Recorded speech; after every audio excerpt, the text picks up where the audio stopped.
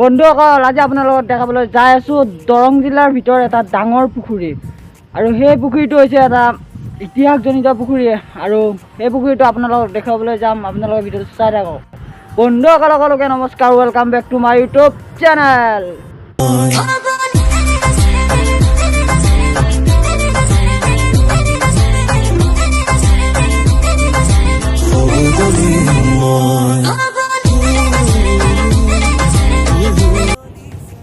প্ৰায় 10 কিলোমিটাৰমান চাইকেল চলাই আহিলোঁ আৰু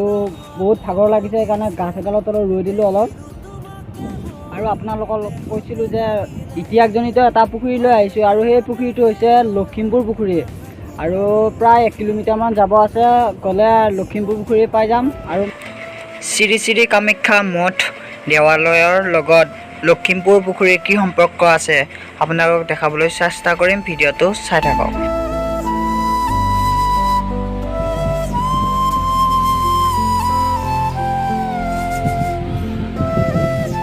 কোচ ৰজা ধৰ্মনাৰায়ণে যেতিয়া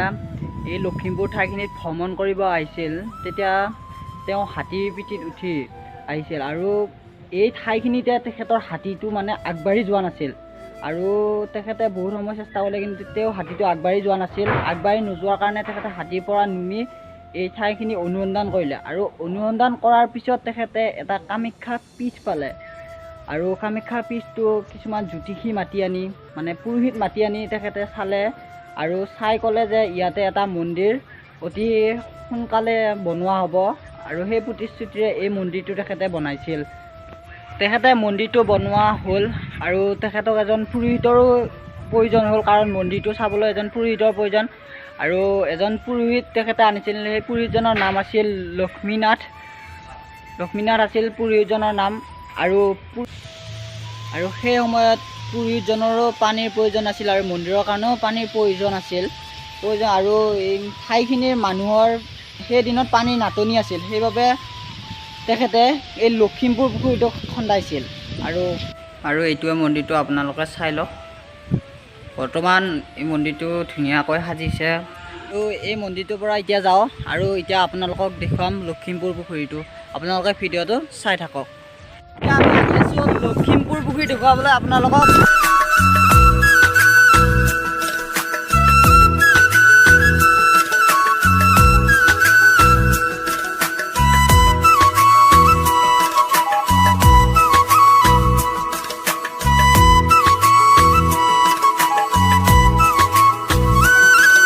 আপোনালোকক অলপ আগত ক'লোঁ যে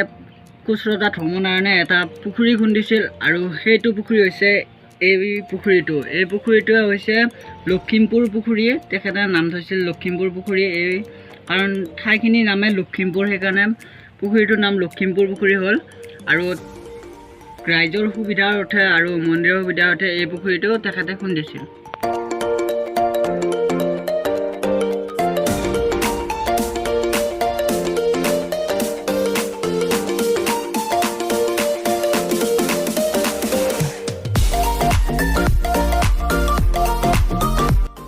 আৰু এইটো হৈছে বিশাল লখিমপুৰ পুখুৰী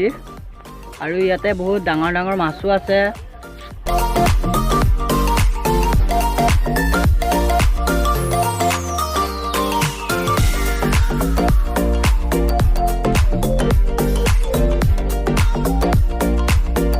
জানিব পাৰিছোঁ যে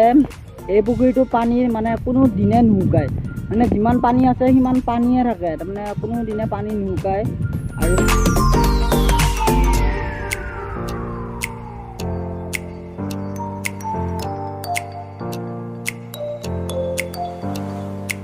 লখিমপুৰ পুখুৰী প্ৰায় এখন সাগৰৰ সমান এই পুখুৰীটো মানে ইটো পাৰৰ পৰা সিটো পাৰ দেখা নাপায় কিমান ডাঙৰ পুখুৰী আপোনালোকে চাই লওক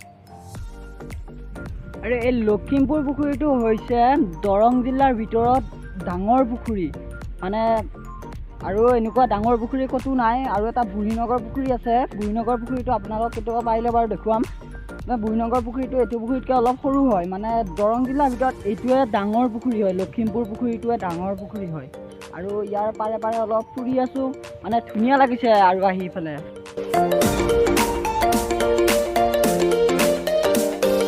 এই পুখুৰীটো চাবলৈ বহুত দূৰ দূৰণিৰ পৰা মানুহ আহে, কাৰণ ইয়াতে থাকি ভাল লাগে আৰু চাৰিওপিনে মানে সেউজীয়া পৰিৱেশ আৰু ইয়াৰে কমিটি মানুহে যোনবোৰ মানুহে চাব আহে তেওঁলোক বহিবৰ বাবে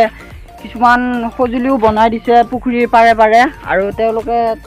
বহে কাৰণ সেউজীয়া প্ৰকৃতিৰ মাজত থাকি ভাল লাগে। আৰু এইটোৱে হৈছে বৃহৎ লখিমপুৰ পুখুৰী। চাওক কি ধুনীয়া লাগে এই লখিমপুৰ পুখুৰী,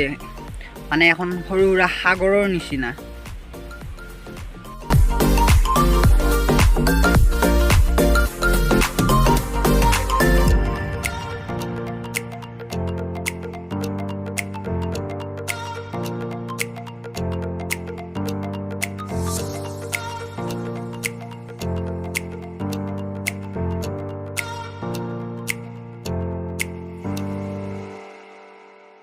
পুখুৰীটোৰ বিষয়ে আপোনালোকে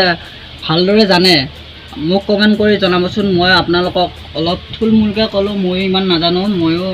এজন দাদাৰ পৰা সুধি কিনে আপোনালোকক এইখিনি কথা ক'লোঁ। বন্ধুসকল, আজিৰ ভিডিঅ'টো ইমানে আছিল। যদি মোৰ ভিডিঅ'টো চাই ভাল পালে প্লিজ লাইক কৰিব, কমেণ্ট কৰিব, শ্বেয়াৰ কৰিব, আৰু যদি মোৰ চেনেলটো নতুনকৈ আহিছে ছাবস্ক্ৰাইব কৰিব। বাই বাই, জয় আই অসম।